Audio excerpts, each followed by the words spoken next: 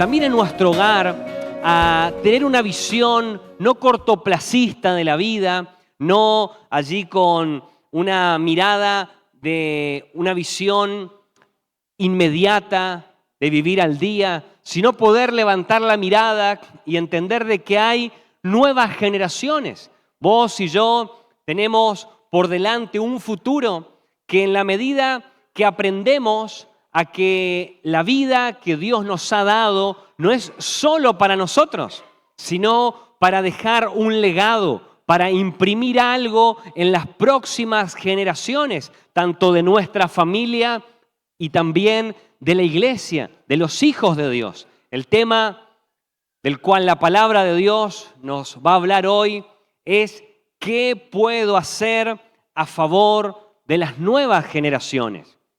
Y tal vez haya alguno que es soltero o un adolescente y dice, pará, ¿de qué me estás hablando? Yo quiero decirte que hoy las decisiones que tomás te están abriendo la puerta a que tu vida no solamente termine en vos, sino pueda trascender, pueda una vez que no estemos más en este cuerpo y que se haya terminado nuestro tiempo, seguir viviendo en lo que Dios hará a través de nuestras vidas en otros. Por eso, ¿qué puedo hacer a favor de las nuevas generaciones? Y yo te invito a que oremos y le digamos, Señor, abrí mis ojos, abrí mi visión para poder captar que la vida es mucho más que vivir el día, que vivir el mes, que vivir para mí mismo, sino hay un gran plan de Dios con nuestra familia, con tu hogar, con lo que Dios quiere hacer también a través de tus dones, tus talentos, tu ministerio, y tiene que ver con las nuevas generaciones. Por eso oramos a Dios para que Él nos hable. Padre, rogamos que renueves nuestra mente, que nuestros ojos se abran, Señor, para captar tus propósitos, tus deseos, Señor. Ruego que al abrir la Biblia nos ministres, Padre, en el nombre de Jesús. Modifica nuestra manera de vivir con tu verdad. Te lo pedimos en tu nombre. Amén y amén.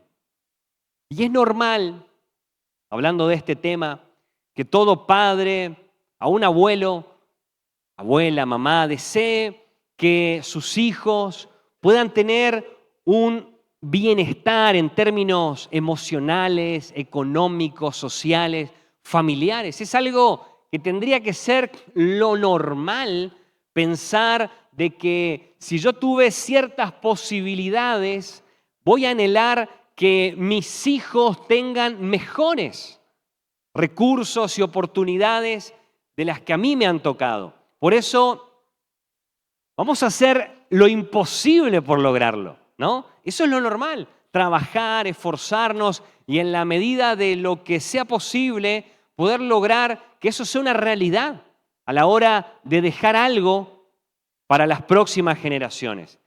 Y hay realmente hoy un interés que es propio de esta época y de esta generación, el hecho de tener una idea en donde para los que vienen por delante, no solamente dejar algo material. ¿Y qué hablo? De una cuestión que es, hoy se la denomina crianza de cultivo concertado, ¿no? Y esto tiene que ver con que los padres hoy en día van a programar intencionalmente una agenda que por afuera de la escuela tenga allí la posibilidad de que el niño o el adolescente incorpore o desarrolle un talento como la música, un idioma, un deporte. Van a hacer algo extracurricular para que de alguna forma pueda allí la interacción social y las habilidades abrirle puertas de cara al futuro. Y esto es algo que allí un chico hoy habitualmente hablamos, tiene esa posibilidad, ¿no? Y es porque hay padres interesados en que sus hijos tengan recursos para el futuro. También hay algo que solamente por citarlo, ¿no? Que es muy palpable en esta época, que se llama crianza respetuosa, ¿no? Esto tiene que ver con que padres buscan evitar gritos y golpes como castigo y buscan una comunicación abierta con sus hijos en donde les ayudan a reflexionar, a replantearse, a reconsiderar. Hoy no solamente se piensa, esto en términos sociales, repito, en dejar algo material para las próximas generaciones, sino también emocional, en recursos de talentos, de oportunidades internas. Y la Biblia va a hablarnos que es fundamental que nosotros no solamente quedemos en lo material o en lo emocional o en lo vivencial de experiencias, de educación, sino también tengamos una visión de que es necesario que los próximos de mi familia puedan tener una experiencia con Dios, que ellos tengan una vida espiritual, una allí revelación de lo eterno. Y es el plan de Dios para cada familia y también para la iglesia. Por eso yo quiero invitarte a que busquemos en la Biblia, esto está en Segunda de Reyes capítulo 20. Dios va a hablar de que es el es el diseño de una familia sin importar el tamaño, ¿no? Hay familias pequeñas, grandes o muy grandes, ¿no? Que fueron diseñadas por Dios para que la próxima generación de tu familia tenga un legado espiritual. Y allí dice Segunda de Reyes capítulo 20, desde el versículo 1 leemos: dice que por esos días Ezequías cayó gravemente enfermo. Entonces el profeta Isaías fue a visitarlo y le dijo: así dice el Señor, pon tu casa en orden, porque no vas a sanar, sino que morirás.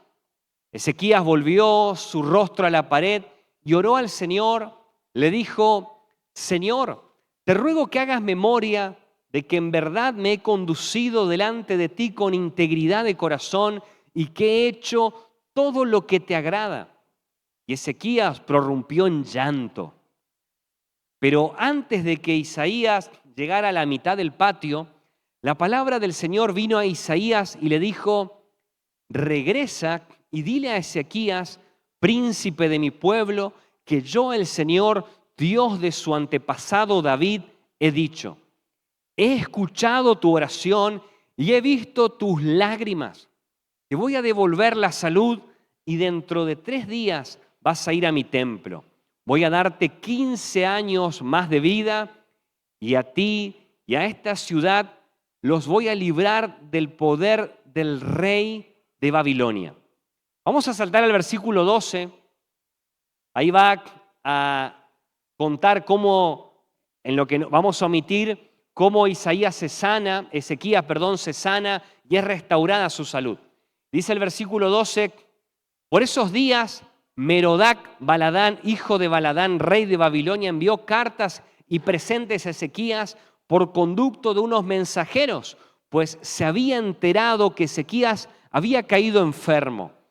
Cuando Ezequías lo supo, les mostró todo su palacio y sus tesoros con la plata y el oro y las especias y ungüentos preciosos. También les mostró su depósito de armas y todo lo que había en sus tesoros. No hubo nada que Ezequías no les mostrara, tanto de su palacio como de todos sus dominios. Versículo 14. Pero el profeta Isaías vino y le dijo a Ezequías: ¿qué te han dicho esos hombres? ¿De dónde vienen? Y Ezequías le respondió: vienen de Babilonia, un país muy lejano. Versículo 15. Isaías volvió a decir: ¿y qué es lo que vieron en tu palacio? Ezequías respondió: vieron todo lo que tengo allí, no quedó nada de mis tesoros que yo no les haya mostrado. Entonces Isaías le dijo a Ezequías: oye ahora la palabra del Señor. Vienen días en que todo lo que está en tu palacio y todas las riquezas de tus antepasados que acumularon hasta el día de hoy será llevado a Babilonia sin dejar nada. El Señor lo ha dicho. A tus hijos, a los que vas a engendrar se los llevarán y los harán eunucos para que sirvan en el palacio del rey de Babilonia. Entonces Ezequías le dijo a Isaías: es buena la palabra del Señor que me has comunicado. Después añadió: al menos habrá paz y seguridad mientras yo viva. Hasta ahí. Ezequías era uno de los reyes buenos de Israel. Él era descendiente de David y había caminado con Dios de una manera recta, de una manera allí buena. Él había hecho lo que Dios le había pedido, había sido un hombre de guerra, de combate, había avanzado el reino, lo había desarrollado. Era un hombre realmente importante en la historia del pueblo de Dios. Pero este varón cae enfermo y allí viene Isaías y le dice: mirá, rey Ezequías, vas a morir, pon en orden tu casa porque vos te vas. La cosa es que Ezequías ora a Dios. Él pide: Señor, por favor, dame más vida, saname, restaurame. Dios le responde y le da 15 años más de vida.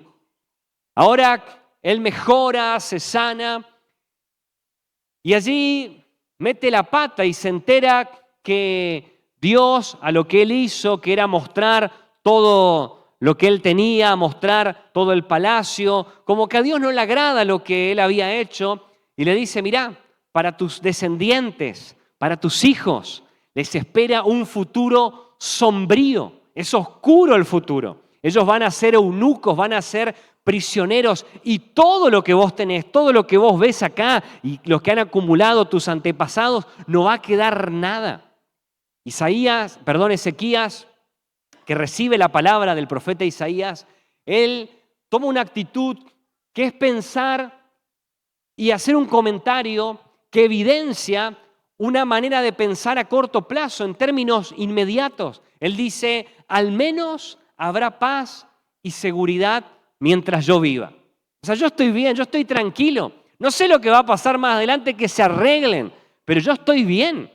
Y esto, de alguna manera, nos revela que como hijos de Dios, nosotros tenemos que descubrir que en la Biblia lo que nosotros hagamos y no hagamos también impacta en las próximas generaciones. Alguno dirá: no, pero yo vivo para mí mismo, yo hago lo que yo quiero, yo no hago mal a nadie. De alguna manera, Jack, no estás haciendo algo a favor de lo que pudieras hacer. Sí o sí, lo que yo siembro hoy van a cosechar próximas generaciones. Y en este mes de la niñez, mes de la familia, mes de replantearnos qué estamos dejando para nuestros hijos, para nuestros nietos, para gente que tal vez hoy ni conocemos, ni hemos visto con nuestros ojos. ¿Qué estamos dejando para la próxima generación del feliz encuentro? ¿Qué van a heredar de parte nuestra? Y es muy importante que levantemos la mirada y podamos plantearnos qué podemos hacer. Fíjate que Dios le responde a Ezequías porque él era hijo de David. Le dice: mira, yo voy a hacer caso a tu oración porque vos sos descendiente de mi siervo David. Y porque hubo un grande en tu ascendencia, hubo un grande de los que heredaste un legado espiritual, yo a vos te voy a responder. Lo que nosotros hagamos va a tener un impacto en nuestros próximos descendientes. Hablo en términos familiares y también espirituales. Hay gente que va a ser bendecida o no por lo que nosotros hayamos hecho o dejado de hacer. Y yo quiero hablarte de qué podemos hacer a favor, de qué es lo que sí nos toca hacer, qué posibilidades sí tenemos de dejar para las próximas generaciones. Qué maravilloso sería un día que haya un nieto, que haya un bisnieto, que haya un hijo al que Dios le responda un milagro, un pedido, que reciba algo, porque un día tuvo a alguien que oró y caminó con Dios de manera íntegra, que hizo su voluntad, y estás allí haciendo que otros cosechen algo que capaz ni podés verlo hoy. Y no pensar como Ezequías: yo estoy bien, que se arreglen los que vienen por delante. Es nuestro desafío tener una mirada que pueda trascender aún nuestros días. Lo primero que sí podemos hacer es que tu vida refleje la belleza de seguir a Jesús. Cada uno de nosotros tiene la posibilidad de reflejar algo. Y el desafío es que tu vida, la mía, puedan reflejar la belleza de caminar con Jesús. Cuando Jesús caminaba en esta tierra, los niños venían detrás de Él. Las personas eran atraídas, adolescentes, jóvenes, lo seguían a Jesús. ¿Por qué? Porque Él es atractivo, Él es seductor. Jesús no da miedo, no asusta. Y es un desafío que nosotros podamos captar. Dice el salmista que Él fue un rey, y hay una traducción que dice el más feliz de la tierra. Fue ungido con óleo de alegría más que sus compañeros. O sea que en Jesús había un entusiasmo, una alegría, una paz, algo que hacía que haya una atracción de niños y de nuevas generaciones hacia Él. Ahora, yo tengo que plantearme, ¿es mi vida cristiana atractiva a los que me ven? Los que me conocen, y hablo del hogar, hablo de mi casa, hablo de mi familia, de la gente cercana, ¿es atraída a Jesús o en realidad yo soy un mal testimonio o un estorbo de Jesús? Y esto tiene que ser un planteo porque tengo que tener la posibilidad de representar a Cristo y atraer a partir de mis hábitos, de mi conducta, de mi trato, de cómo nos comportamos, de cómo hablamos, de cómo nos manejamos desde nuestro hogar hasta nuestro diario andar. Y las nuevas generaciones, los niños van a ser atraídos, van a ser seducidos en cuanto y tanto nosotros vivamos a Jesús, vivamos la belleza de seguir al Señor. Ellos saben, si sos papá, mamá, si venir a la iglesia te está haciendo mejor mamá o peor papá. Ellos saben si te está haciendo más gozoso, más alegre, si hay más paz o estás igual o peor que antes. Ellos lo ven. Yo tengo que aprender a eliminar de mi vida la hipocresía, la religiosidad. Nosotros pensamos que el religioso es alguien que, no sé, canta canciones viejas, ¿no? Ay, qué religioso, canta canciones viejas. Mirá cómo se viste un religioso. Pero el religioso es alguien que tiene allí ritos, normas, que practica, pero no las vive de corazón, no las practica en su diario andar a una vida espiritual genuina, real, en donde si yo quiero ser alguien genuino, debo aprender a pedir perdón en mi casa cuando me equivoco, cuando destrato, cuando se me sale la cadena. Yo sé que a usted no le pasa eso, ¿no? Pero de repente el gato se asusta y dice, ay, volvió. El perro está diciendo, no, estábamos en paz, ¿no? Se fue a trabajar, estábamos tan tranquilos. Y todo eso se percibe en el hogar. Y nosotros tenemos que aprender a no ser una cosa aquí en la iglesia, no ser una cosa en algunos momentos, sino vivirlo a Jesús siempre. Vivirlo a Jesús, y cuando nos equivocamos, porque fallamos, porque de alguna manera queremos ser como Jesús, pero no somos Jesús, ¿no? Poder pedir perdón, poder reconocer mi falta, sentar a nuestros hijos, sentarnos cara a cara con nuestra esposa, si sos esposa, con tu esposo, y decir, perdóname, esto está mal. Y dejar de vivir una vida que es de una manera en un lugar y es otra en el hogar. Y yo debo mirar hacia adentro. La vida espiritual se construye a partir de una mirada real, genuina, verdadera de uno mismo, pero mirando a Jesús. Y dice allí Deuteronomio 6, del 4 al 9, oye Israel, el Señor nuestro Dios, el Señor es uno, y amarás al Señor tu Dios con todo tu corazón y con toda tu alma y con todas tus fuerzas. Estas palabras que hoy te mando cumplir estarán en tu corazón y se las repetirás a tus hijos y hablarás de ellas cuando estés en tu casa y cuando vayas por el camino y cuando te acuestes y cuando te levantes. Las atarás en tu mano como una señal y las pondrás entre tus ojos como frontales y las escribirás en los postes de tu casa y en tus puertas. De generación a generación, el pueblo de Israel tenía que guardar, cada padre de familia, cada madre del hogar, ellos tenían que guardar palabras en el corazón. ¿Y qué palabra era esa? Amarás al Señor tu Dios con todo. Y estas palabras las guardarás en tu corazón. Y en consecuencia a guardarlas, dice que el segundo paso era repetirlas, recitarlas en casa. Y es fundamental que nuestro hogar sea un lugar en donde nosotros cultivamos un ambiente, pero no solo recitamos y repetimos, porque eso es fácil, ¿no? Ponemos ahí tipo, escuchen, ¿no? El Señor dice así, pero ellos en la casa, hablo de los niños, los adolescentes, ellos están viendo, ellos están queriendo comprobar que esas palabras, antes de que yo las diga y antes de que me vista para ir a la iglesia, yo las tenga guardadas en mi corazón. Ellos están viendo cómo enfrento las pruebas, cómo enfrento la presión de la vida, cuánta paz o cuánta amargura hay en mi corazón. Si yo murmuro de otros en casa o aprendo a ser agradecido en mi forma de hablar.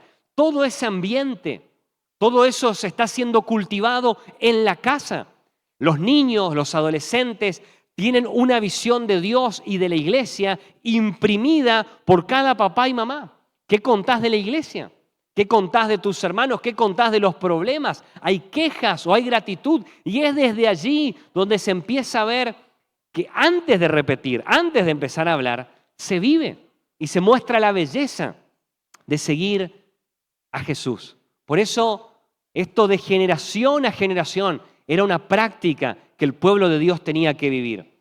Lo segundo que podemos hacer a favor de las nuevas generaciones es hacer lo que Dios te pide sin fatalismo ni indiferencia. Ezequías recibió una noticia desalentadora.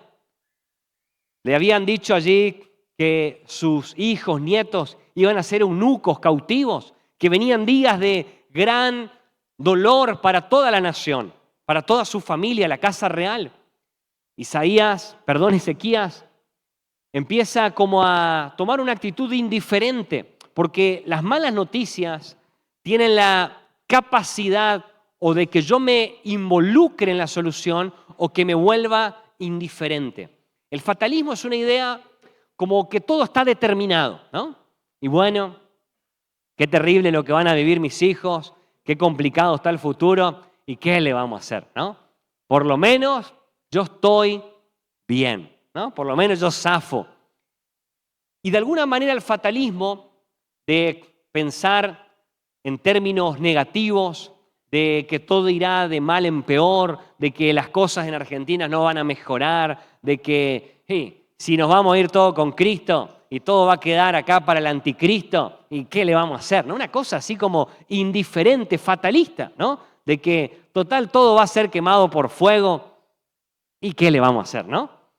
Da una idea de no comprometerme con lo que sí yo puedo hacer, ¿no? Con que hay cosas que, bueno, sí van a ser de alguna manera sí, pero hay cosas que me tocan, hay cosas que Dios nos pide, que Dios está allí invitándonos y llamándonos a hacer.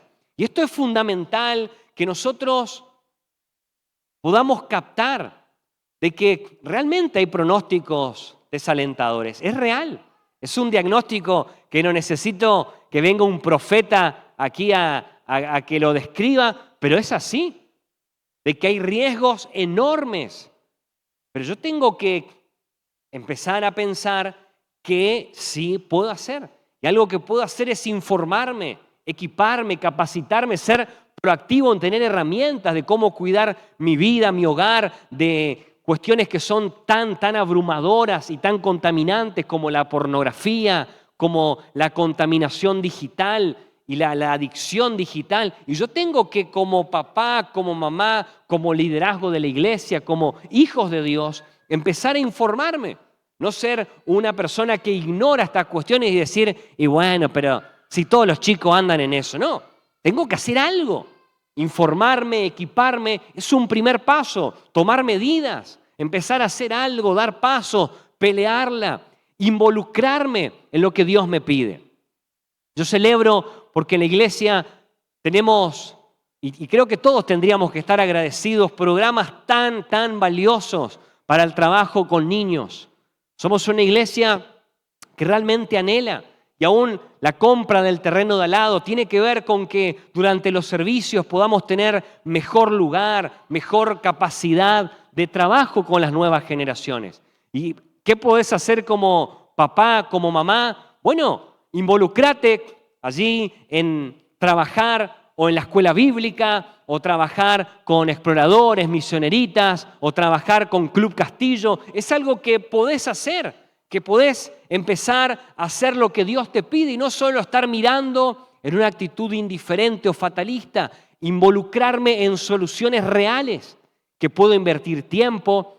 Y allí los que están comprometidos son papás que dijeron, che, yo tengo que hacer algo, tengo que moverme para que mis hijos puedan conocer la palabra, tengo que dar pasos. Y celebramos esto, algo que podés hacer y es real, es dar un paso de servicio para trabajar con las nuevas generaciones. Luego vamos a orar por todos los maestros. ¿Cuántos maestros presentes hay acá de niños? Levanten la mano así. Le damos un aplauso a ellos, ¿eh?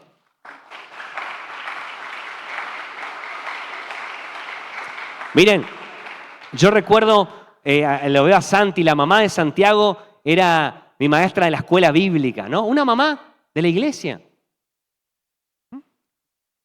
Y invirtió tiempo, invirtió vida en enseñarle la Biblia a otros, ¿no? ¿Y a qué voy? De que como papá, como mamá podés hacer. Capaz hay alguno que diga, bueno, yo no tengo hijos, esta palabra no es para mí, pero sí podés hacer algo por las nuevas generaciones de la iglesia. Comprometerte a que en esta casa no solamente, y hablo que es la casa de Dios, aquí hay hijos de Dios, y podamos tener no indiferencia hacia realmente un futuro desalentador en términos naturales, sino nosotros vamos a llevarle la palabra para que haya un Daniel. Y me salto allí un paso en la cronología, para que haya un Daniel en Babilonia que pudo resistir el embate de toda la contaminación que hubo en esa, porque él era un descendiente de Ezequías, Daniel. Pero él fue enseñado, alguien le enseñó la Biblia a él. Y nosotros tenemos que asegurarnos de que algo sí podemos hacer para estar llevando lo que Dios nos ha dado a las próximas generaciones. Y lo último es que también podemos orar por el futuro de nuestros hijos y de los hijos de Dios que están en la casa de Dios, que es la iglesia. Ezequías, él sabía que frente a una enfermedad terminal, él podía orar y Dios iba a responder. Pero frente a las malas noticias de los próximos años de sus hijos, él no hizo lo mismo. Y esto es algo que nosotros tenemos que practicar, el hecho de orar por los que todavía no hemos visto. Jesús, por ejemplo, Jesús tenía una visión en grande, a largo plazo. Él oró por sus discípulos presentes. Él oró, Señor, guarda a los que sean uno, pero también yo oro por los que te van a conocer por las palabras de ellos. Oró por vos, por mí, cuando aún ni habíamos nacido, ni estábamos cerca de nacer, pero él estaba orando por la iglesia a lo largo de los siglos. Él tenía una visión de futuro enorme. Los patriarcas de la Biblia bendecían a sus hijos. José, Jacob oraban por sus hijos, declarando bendición en cada orden de su vida, palabras, promesas de Dios. Y esto es fundamental, que nosotros aprendamos a orar por las nuevas generaciones de nuestro hogar. Oremos para que teman a Dios. Tener temor a Dios no es miedo, es tener respeto, valor, honrar a Dios. Alguien que teme a Dios es que ha experimentado que Dios se ha revelado a su vida. Temerle a Dios es lo mejor, lo máximo que vos podés tener en esta vida. Temer a nuestro Señor y amarlo. Eso es una oración que tenemos que pedirle a Dios. Señor, yo oro que en mi casa, así como a Ezequías le tocó bendición porque su ancestro David era un hombre recto, Señor, que en mi casa nunca falte gente que te ama, gente que te tema, gente que te sirva. Yo oro por eso. Y tenemos que aprender a hacer ese tipo de oraciones. Y qué triste es a veces solo tener una mirada social, material del futuro. Si viene uno de tus hijos y te dice, mirá, tengo ganas de estudiar esta o tal carrera de prestigio, vos decís, mi gurí, ¿no? Este es mío, este es mía, ¿no? Saliste igual a papá, ¿no? Pero si viene y te dice, mirá, yo quiero ser pastor, le mirás así como diciendo, pobrecito en lo que se va a meter, ¿no? ¿Qué va a hacer? ¿Qué va a andar metido ahí peludeando con esas cosas? Pero mirá, Ana era una mujer que ella era estéril, ella no podía tener hijos. Y dice Primera de Samuel 1:11, dice que ella hizo un voto y le dijo, Señor de los ejércitos, ella estaba orando, si te dignas mirar la aflicción de esta sierva tuya y te acuerdas de mí y me das un hijo varón, yo te lo dedicaré, Señor, para toda su vida. Quien fue su hijo fue Samuel, un profeta de los grandes en la historia del pueblo de Dios. ¿Por qué? Porque tendría que ser un sueño que nuestros hijos amen a Dios, le teman, le sirvan. Tendría que ser el sueño dorado del pueblo de Dios. Que hagan allí lo que Dios le pida. Pero si te salen con una de esas que quieren ir de misioneros, vos puedas decirle, Señor, gloria a Dios, tengo en mi casa descendientes que van a hacer tu obra allí. Otros van a servirte, Señor, con su carrera o con lo que ellos decidan hacer con su futuro, pero yo quiero que en mi casa no falte hijos descendientes que te amen, que te teman y que te sirvan. Yo quiero invitarte a que hoy nos propongamos dejar un legado espiritual. Hoy hay mucha atención por dejar algo material. Nos desvivimos, trabajamos, nos levantamos para que el día que no estemos haya algo material para los que vienen detrás nuestro. Cuidamos el ambiente para que también emocionalmente estén saludables y eso es muy importante. Pero Dios está preocupado e interesado y nos hace un llamado, no solo a los padres, sino a toda la iglesia, a que también dejemos un legado espiritual. Y yo quisiera invitarte que podamos levantar la mirada, ¿no? Y decirle, Señor, yo no quiero hacerlo de Ezequías, hacer todo bien, pero esta parte mal. Yo quiero levantar la mirada y decirle, Señor, si me has dado algo, si tengo una revelación tuya, yo quiero que también esa revelación pase a la próxima generación. Yo quiero que mis hijos reciban cosas que son tuyas porque yo las he sembrado en oración. Y quiero invitarte a que hagamos ese tipo de oraciones hoy.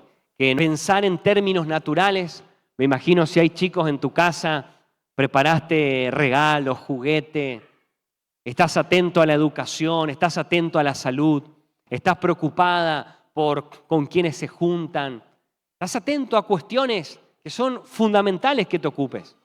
Pero Dios nos está haciendo un llamado a que también nosotros velemos y empecemos a dejar allí algo. Y vos lo podés hacer. Capaz de decir, mirá, yo vine desde muy abajo, cometí tantos errores en mi niñez, adolescencia, que me arrepiento. Me arrepiento, ¿por qué no vine antes? Bueno, vos desde donde estás podés empezar a ser el primero o la primera que deje a tus hijos, dejes a tus nietos en un lugar en donde ellos lleguen a cosas que capaz vos digas, para mí son impensadas, pero un día las van a cosechar porque fuiste la primera, fuiste el primero que rompió con herencias del pasado, con cosas que venían torcidas, venían mal. Fuiste el que quebró con eso. Y yo quiero invitarte que hagamos esta oración. Allí donde estás, si me acompañás, vamos a empezar a orar diciéndole, Señor, Quiero que me des una visión del futuro, una visión del mañana. Señor, que mis ojos espirituales se abran